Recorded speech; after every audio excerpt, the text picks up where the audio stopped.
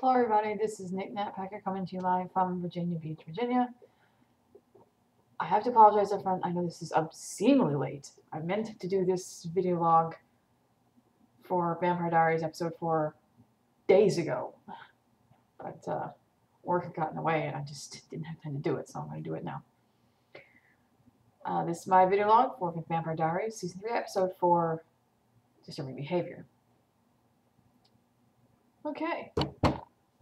So, episode starts off. Klaus and Stefan are still in Chicago, still with Rebecca, still dealing with Gloria. Now that Rebecca has been revived, and Klaus realizes that what he needs, Rebecca does not have, the necklace, he takes her to do the first thing, the first most important thing that you gotta do when you've woken up for a 90-year nap. Buy clothes. While Rebecca's trying on her clothes, Stefan looks around in the store and realizes, after of course he's drunk a body, Stefan looks around out the window and notices, guess who? Catherine. So when Catherine had called Damon earlier in episode 3, she didn't say where she was. But it was pretty obvious by the end of the episode that she was following Stefan very closely. Stefan makes an excuse, oh, I'm going to go grab something to eat, get some air, I'll be right back. Instead, he actually goes to talk to Catherine, asking what she's doing there.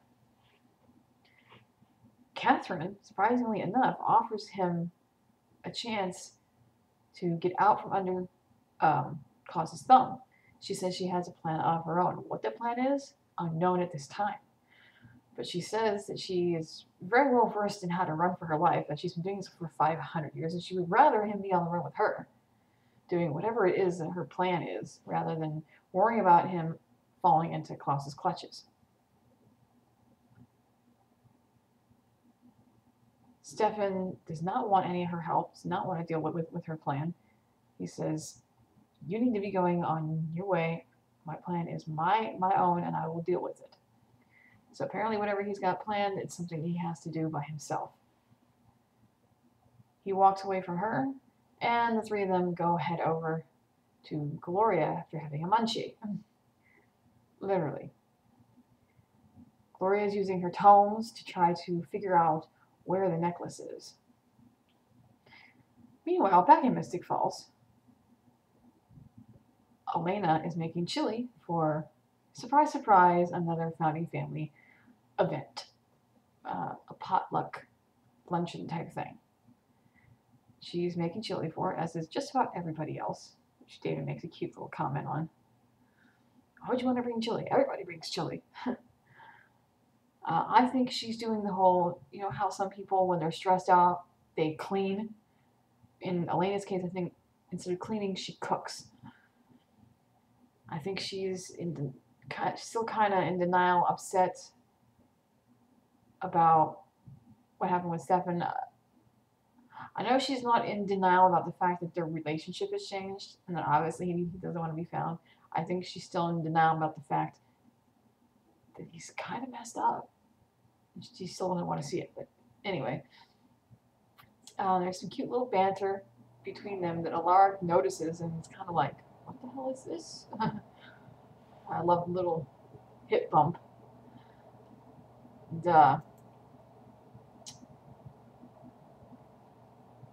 the little laugh that they shared, that was very Elena Damon-ish. Alaric's kind of looking at that like, okay, weird. But he reserves any kind of judgment. Damon helps her with making the chili, but also at the same time questions her as to why she continues to wear Stefan's necklace when she knows that Stefan doesn't want to come back. And that the symbol of their bond is pretty much meaningless at this point. And I think she still, in her heart, has hope. And that's why she wants to keep it around.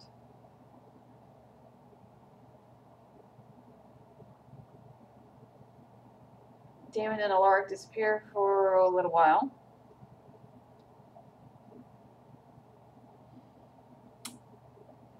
Ostensibly, so probably Damon could do some more research. And also because they don't want to deal with girl time, because Caroline and Bonnie show up to help her with the food. While she's making the chili, the necklace burns against her skin. Apparently, whatever Gloria is doing with the spell caused the necklace to heat up in some sort of way. So Elena takes it off. Bonnie says, why don't you let me look at it and I'll see if there's something wrong.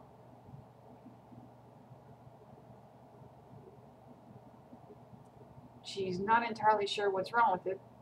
So she said she's going to go look through some of her grimoires and see if she can find any spells or anything that might equate with, a necklace burning on somebody's flesh. While they're sitting there making the food, they discuss, of all things, Damon. Oh, isn't it weird you guys are acting so chummy all of a sudden? Mm-hmm. Blasey blah blah.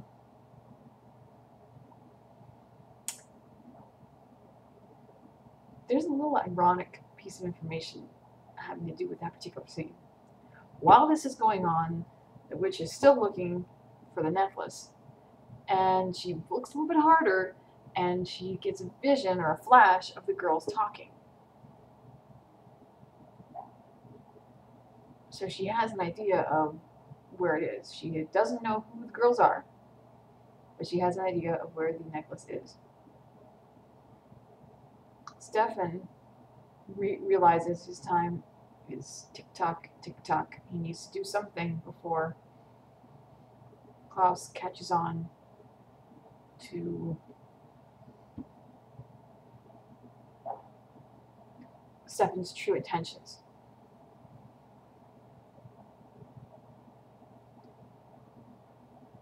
So while Klaus and Rebecca are otherwise engaged, he goes to see the witch, Gloria, and asks her if it's possible that they could come to an agreement.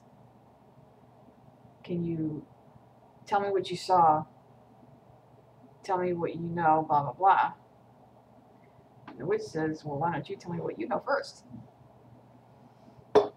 Stefan is initially reluctant, almost attacks her, before Gloria uses the headache whammy that Bonnie is so fond of using on Damon.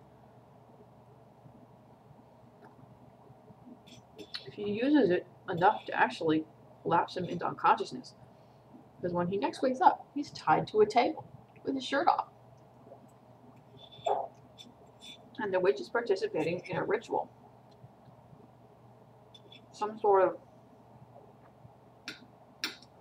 ritual to dip into his mind to get the memories that she needs. Stefan, of course, is reluctant at first. He's trying his best not to give her anything, but she knows his weakness. She rubs liquid vervain on her hands and rubs it into his chest, causing lacerations and intense pain. And so at that point, all the memories start to come because he can't control it. He's in so much pain. And she sees flashes of a lot of Stefan Elena flashes from season 1 and on. How they first met, their time at the lake house, dances, all kinds of different things. She says, oh, you love this girl, you would do anything for her, you have a lot of darkness, a lot of guilt. And she wonders, what makes this girl so important? She probes further and finds out that sees a flash of Klaus draining her, and then the change coming over him and causing him to become a werewolf. She says, oh, she's the doppelganger. Ooh.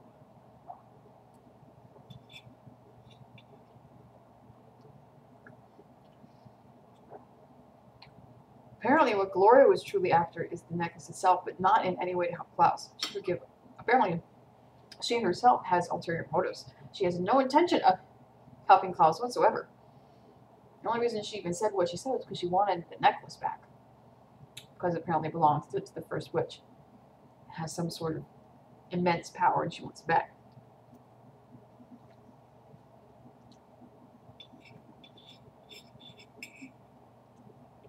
Now, one other thing, while she was looking, like, chanting over the book the second time around, because the first time around when she chanted, all she saw was that flash of them talking in the kitchen. The second time when she put more strength into the chant, the girls were sitting outside somewhere downtown talking. I think it might have been outside of school or something. And the necklace literally just, Bonnie had it in her hands and she was looking through one of her grimoires trying to find a spell that she said she'd found that might work, and the necklace literally floated in midair. So whatever the witch was doing, it was definitely having an effect.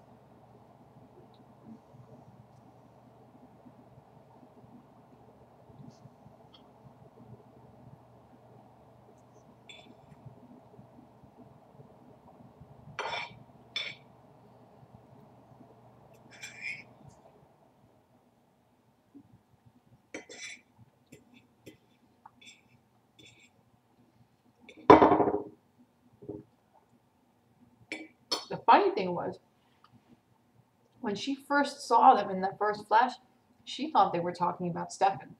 And that's what she mentioned kind of offhand to Klaus. They weren't talking about Stefan. They were talking about Damon. But she didn't know that. Anyway, back in Mystic Falls,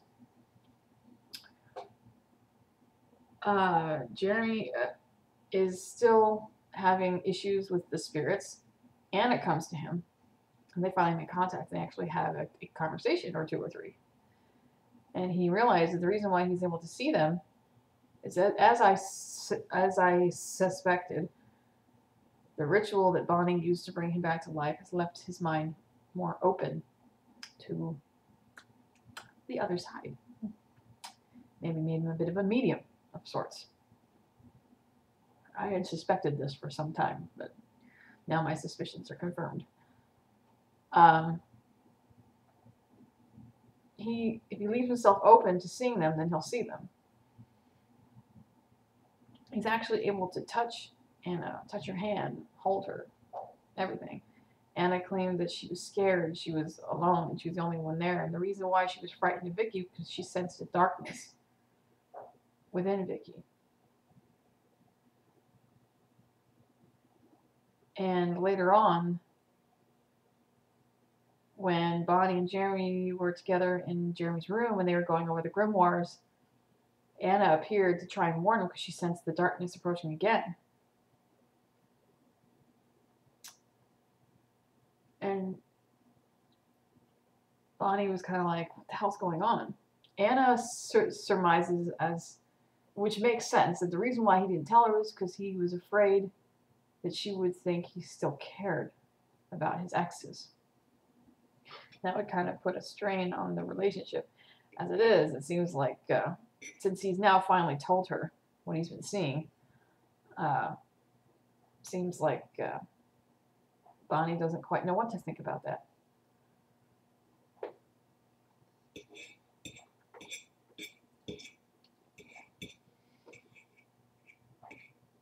On the Caroline and Tyler side of the house, things are still hot and heavy, which is nice. Caroline is still a little bit traumatized from what happened between her and her father, but I think the little girl in her is still hoping against hope that her daddy will, like her mother, will have a change of heart and see her as not just a vampire, but as a person. Fortunately, Caroline's dad is a bit of a jerk. I don't see it happening.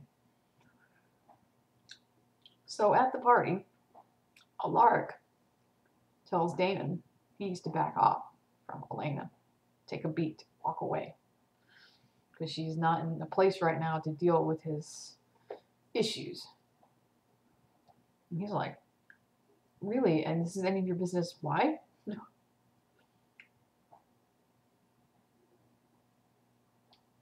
Around the same time,